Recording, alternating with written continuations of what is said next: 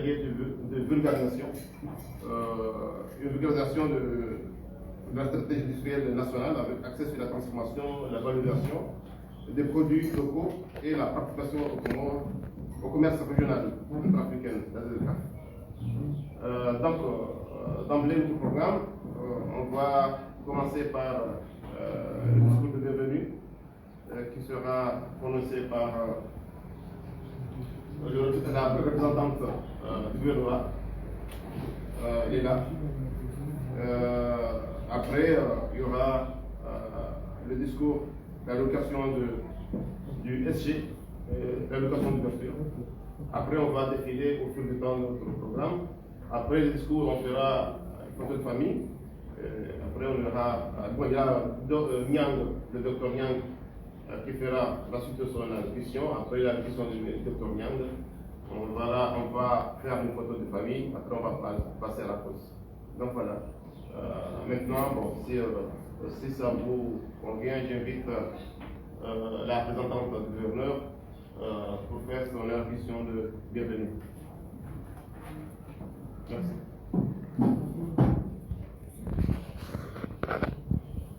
Merci beaucoup.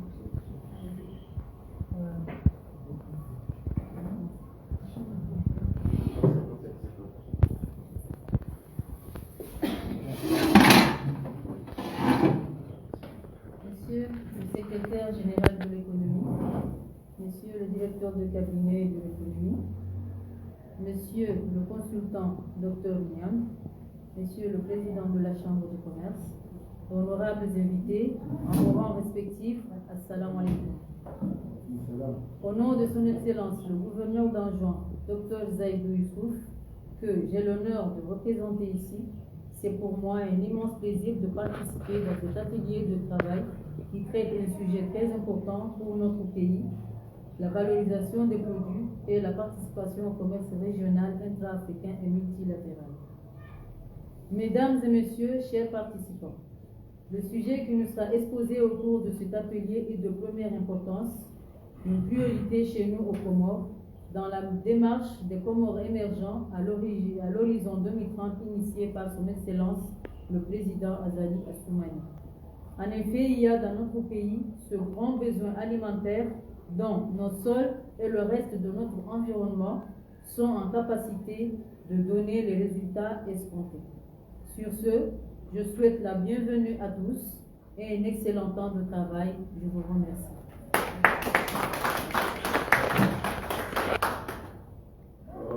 Bon, maintenant, on donne la parole.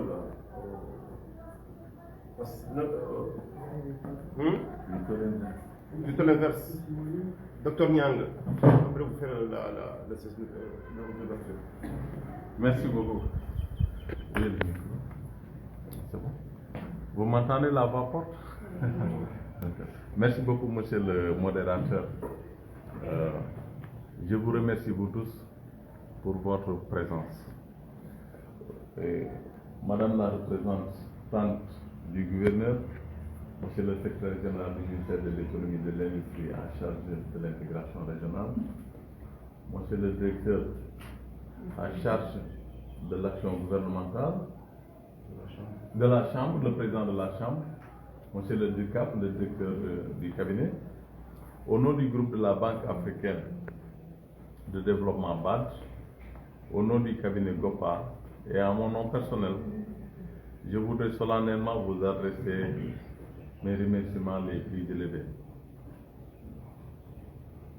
Bien que le temps d'imprégnation du projet soit relativement court, le ministère de l'économie et de l'investissement en charge de l'intégration s'est donné tous les moyens pour la tenue de cet atelier. N'oublions pas que c'est une nouvelle équipe qui avait besoin du temps pour connaître le projet, comprendre le projet. Mais malgré tout ce temps, ils n'ont ménagé aucun effort pour la tenue de ces activités. Aujourd'hui, la coopération entre l'Union des Comores et la Banque africaine de développement place la banque au rang des partenaires exceptionnels et dévoués dans la réalisation du plan Comores émergent 2030, qui traduit la vision ambitieuse du gouvernement pour un développement durable et inclusif. Je rappelle que le 1er octobre 2024, à Isandra Beach Hotel, a eu lieu la signature d'une convention de financement entre la BAD et le gouvernement comorien pour la réalisation d'un corridor maritime. Cet accord très important s'inscrit dans le cadre du projet de connectivité inter-îles à hauteur de 70 milliards de francs comoriens. Donc rien qu'au mois d'octobre 2024, la BAD a octroyé au gouvernement comorien une enveloppe de 70 milliards de francs comoriens pour réaliser la connectivité inter-îles. Ceci a pour objectif la réhabilitation et l'agrandissement des ports, y compris celui de Moussamoudou, et la création de la zone économique spéciale. Monsieur le secrétaire général, chers participants, pour la période 2019-2024, la BAD a aussi généreusement alloué 106 millions d'unités de compte pour divers projets au gouvernement comorien, témoignant ainsi la confiance et de son engagement envers les Comores. Aucun secteur n'est laissé en compte.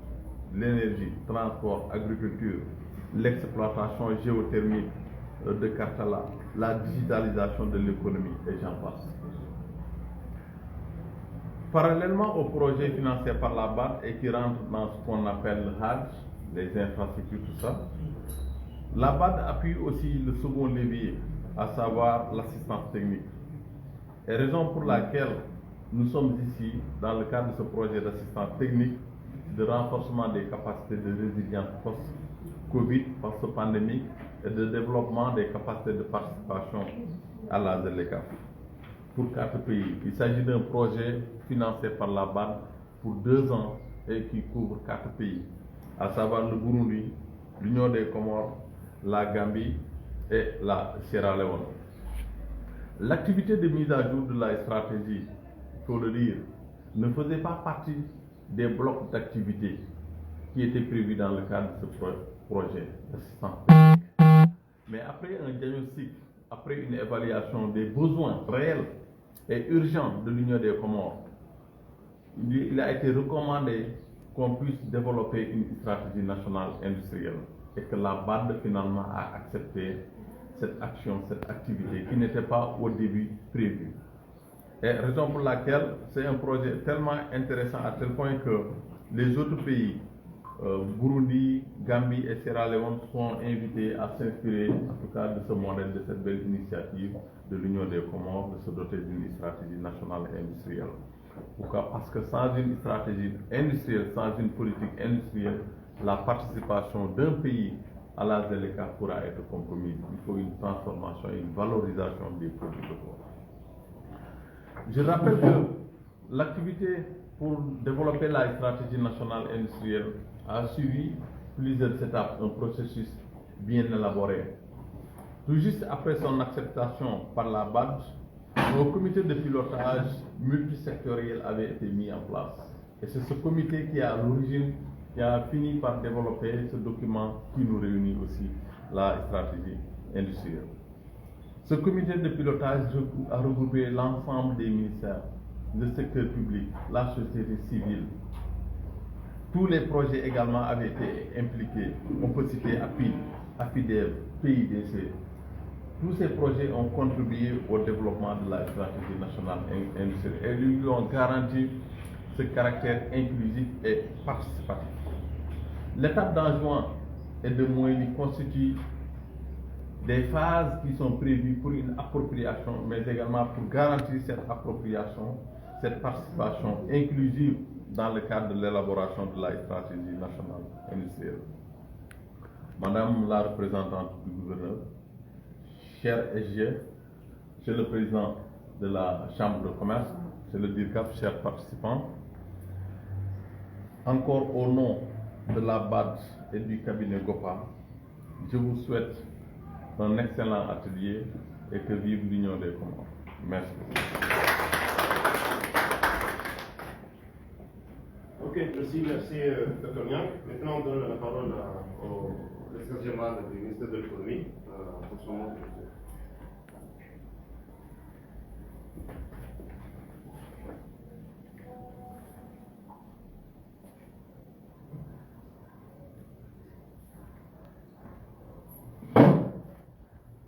Madame la représentante du gouvernorat d'Anjouan, Monsieur le Président de la Chambre de commerce au niveau d'Anjouan, Monsieur Niang, consultant qui a réalisé les travaux de cette actualisation de la stratégie, Mesdames et Messieurs les représentants des médias, Mesdames et Messieurs distingués participants à cet atelier, en vos rangs et qualités respectives, Assalamu alaikum wa rahmatullahi wa barakatuh.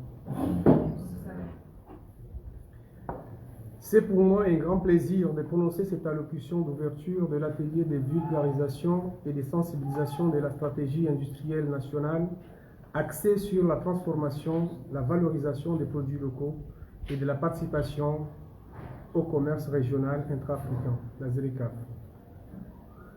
Je voudrais avant tout vous remercier, vous tous qui aviez accepté notre invitation pour prendre part à cette importante activité en dépit de vos charges et vos préoccupations respectives. L'événement qui nous rassemble ici est pour moi d'une très grande importance puisqu'il s'agit de mettre à jour la stratégie nationale industrielle élaborée depuis 2017, comme ça a été souligné par Dr Niang. En passant au peigne fin tout le document qui traduit en termes de plans et de programmes réalisables la vision de la politique industrielle de l'Union des Comores pour les 5 prochaines années. Ce projet intitulé « Le renforcement de la résilience post-pandémique et de la participation à la ZLECAf par le développement des PME et des capacités du secteur privé dans les pays en transition, le Burundi, l'Union des Comores, la Gambie et la Sierra Leone, est financé par la BAD et mise en œuvre par un consortium appelé GOPA.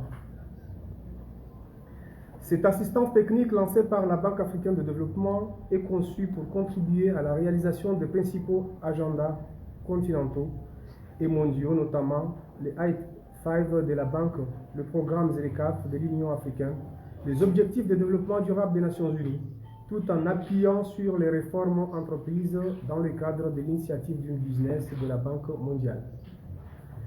Les Comores disposent d'un fort potentiel pour développer l'industrie agroalimentaire, l'industrie de la pêche et l'industrie hôtelière.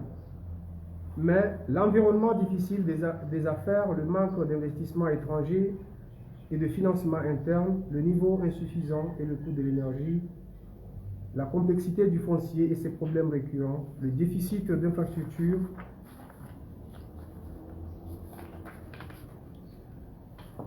le déficit en matière de gouvernance explique entre autres les caractères embryonnaires du tissu industriel comorien. Ce tissu industriel est quasiment inexistant et la contribution du secteur industriel au PIB est à hauteur de 11% est essentiellement dominée par les petites activités manufacturières, notamment artisanales, et le secteur de la construction. La participation à la zone de libre-échange continentale est tributaire de la production, de la transformation et de la valorisation des produits locaux, afin de permettre au pays de tirer profit des opportunités qu'offre la ZLECAf, de mieux s'insérer dans les marchés internationaux, de booster les exportations, de diversifier l'économie et de développer le secteur privé. En l'absence d'une politique industrielle effective et efficace, il serait impossible d'assurer une bonne participation de l'Union des Comores à la ZLECAf et une bonne politique commerciale. Mesdames et Messieurs, les marchés régionaux et continentaux offrent de multiples opportunités au secteur privé comorien. Cependant, pour que ce dernier puisse en tirer profit, il faut un tissu industriel solide et diversifié. La stratégie nationale basée sur la transformation des ressources locaux des ressources locales par les très petites et moyennes entreprises aux Comores est élaboré par le ministère de l'économie, de l'industrie et financé avec la facilité de la coopération technique de l'Union européenne. Il a été validé en août 2017. Cependant, force est de constater que 7 ans après sa validation, la stratégie n'a jamais été mise en œuvre. Le pays a enregistré une évolution majeure de sa politique commerciale, notamment la ratification de l'accord de partenariat économique intérimaire régional, API, en 2022, la ratification de l'accord instituant la zone de libre-échange continental africain, ZLECAf, en 2023, et son accession à l'Organisation mondiale du commerce en février 2024. Sur le plan interne, en matière de politique de développement économique et social, le gouvernement a élaboré et mis en œuvre les références suivantes. Le plan Comores émergent, essayé à l'horizon 2030, comme l'a voulu le chef de l'État, son Excellence Halima Mouazali. Le plan de relance des activités économiques post-Covid en 2019. Sur le plan international, le contexte est marqué par les crises qui imposent aux États le changement de paradigme en matière de politique commerciale, industrielle et agricole. Ces crises sont les suivantes. La crise sanitaire Covid-19, la guerre russo-ukrainienne et le conflit israélo-palestinien. Par ailleurs, sur le plan climatique et environnemental, le cyclone Kenneth et les récentes intempéries ont accentué la fragilité de l'économie comorienne. C'est pourquoi le document qui vous serait soumis a été élaboré sur la base des enseignements tirés de la non-exécution du précédent plan stratégique et s'attelle à définir les valeurs fondamentales sur la base desquelles l'émergence des Comores entend atteindre son apogée et accroître son impact de sa réalisation. Mesdames et messieurs, vous êtes donc appelés à évaluer et rendre plus pragmatiques les importantes orientations à donner aux actions du ministère de l'économie afin de nous permettre de répondre aux aspirations réelles de la population comorienne.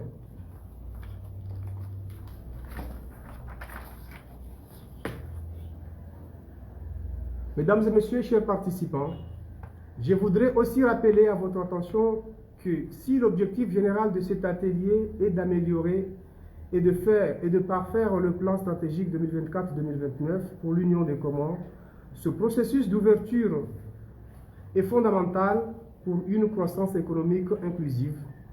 En outre, cette mise à jour permettra de réduire la dépendance des produits importés, renforcer et diversifier les exportations. Eu égard à toutes ces considérations, l'une des activités prioritaires pour l'Union des Comores se rapporte à l'élaboration de la politique nationale et industrielle axée sur la transformation, la valorisation et la participation de l'Union des Comores à la ZLECAf. Il vise aussi à recueillir l'adhésion des parties prenantes, que je vous invite donc à la réflexion bien nourrie, à la rigueur dans l'analyse de tous les axes de ce plan, à la précision dans les propositions en acceptant des données et de recevoir. Je reste convaincu que grâce à vos diverses interventions, cet atelier de divulgation tiendra ses promesses et qu'à la fin, l'Union des Comores, notre pays, sera dotée d'un outil stratégique à la hauteur de ses ambitions. Mesdames et messieurs, avant de terminer mon intervention, permettez-moi de remercier au nom du gouvernement la BAD, la Banque africaine de développement, qui a accepté de financer cette assistance technique. Je remercie également le consortium GOPA, qui a eu la responsabilité d'exécuter ces travaux. Je remercie également tous ceux qui ont contribué de près ou de loin à ces travaux d'actualisation et je les invite aussi à être présents pendant cette phase de mise en œuvre qui va débuter dès la validation de cette stratégie. En souhaitant plein succès à nos travaux, je déclare ouvert l'atelier de validation, de vulgarisation et de sensibilisation de la stratégie industrielle nationale axée sur la transformation, la valorisation des produits locaux et de la participation au commerce régional intra-africain et entre nos îles de l'Union des Comores. Je vous remercie.